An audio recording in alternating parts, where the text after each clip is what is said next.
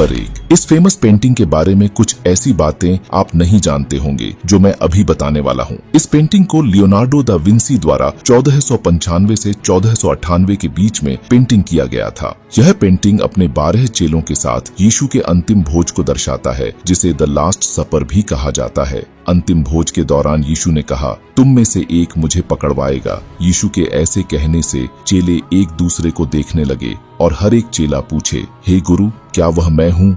आप यहाँ देख सकते हैं कि एक चेला पूछ रहा है। तब यीशु ने उत्तर दिया, जिसने मेरे साथ थाली में हाथ डाला है वही मुझे पकड़वाएगा। यीशु के ऐसा कहने से आप पेंटिंग में देख सकते हैं कि एक चेला डर से अपने हाथों को पीछे की ओर किया हुआ है और दूसरे तरफ देख सकते हैं कि एक चेला भी अपने हाथ को अपने तरफ खींच रहा है और दूसरे हाथ में धन का पोटली पकड़ा हुआ है। और हम देख सकते हैं कि यीशु ने अपने हाथ को ब्रेड की तरफ आगे बढ़ाया हुआ है। इस बात को हम सभी कोई जानते हैं कि यहूदा ही वही चेला था जिसने यीशु को पकड़वाया था। नंबर 2, जॉर्डन में मृत सागर के किनारे मौजूद ये जो खंबा है, ये मिट्टी से बने खंबा नहीं है, बल्कि ये एक महिला है जो खंबे में बदल गई है। कौन है और कैसा वह एक नमक के खंबा में बदल गई, आइए हम जानते हैं। तो बात उस समय की है जब वर्तमान जॉर्डन में 2 शहर सदोम और अमोरा हुआ करते थे। लेकिन सदोम और अमोरा में बहुत पाप बढ़ने के कारण परमेश्वर ने उन शहरों को तबाह करना चाहा। लेकिन तबाह करने से पहले लूत का परिवार जो पवित्र था, उनको 2 दूतों के द्वारा से शहर से निकल जाने का आदेश दिया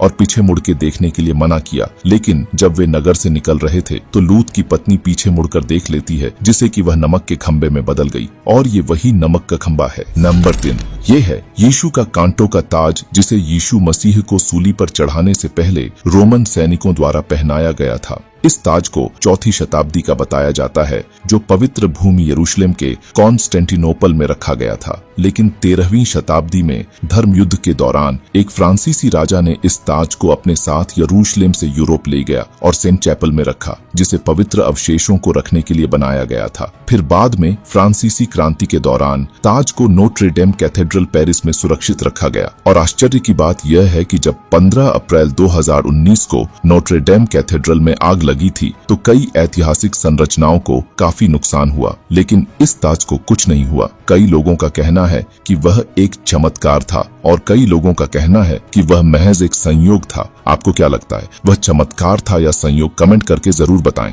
नंबर 4, ये तो आप सभी जानते हैं कि बाइबल 2 मुख्य भागों में विभाजित है, पुराना नियम और नया नियम में। लेकिन क्या आप जानते हैं कि बाइबल के इन दोनों भागों में कितनी कितनी किताबें हैं? आइए हम जानते हैं। पुराना नियम में 39 किताबें हैं और नए नियम में 27 किताबें हैं। इसी प्रकार पूरी बाइबल में कुल 66 किताबें हैं। नंबर 5, यीशु के वस्त्र, जिसे सीमलेस वस्त्र या पवित्र वस्त्र के रूप में भी जाना जाता है, उसे जर्मनी के कैथेड्रल ऑफ ट्रायर में रखा गया है। लेकिन अब तक उस वस्त्र को बहुत ही कम लोगों ने देखा है और जिन्होंने भी उस पवित्र वस्त्र को देखा है, उनका कहना है कि उस पवित्र वस्त्र के पास जाने के बाद उन्होंने एक अलग ही दैवीय शक्ति का अनुभव किया। और उनका यह भी कहना है कि उस पवित्र वस्त्र को देखने के कुछ दिन बाद उन्होंने अपने जीवन में बदलाव महसूस किया। आखिर में अगर आप भी मेरी तरह यीशु मसीह से प्रेम करते हैं तो कमेंट में आमीन टाइप करना न भूलें।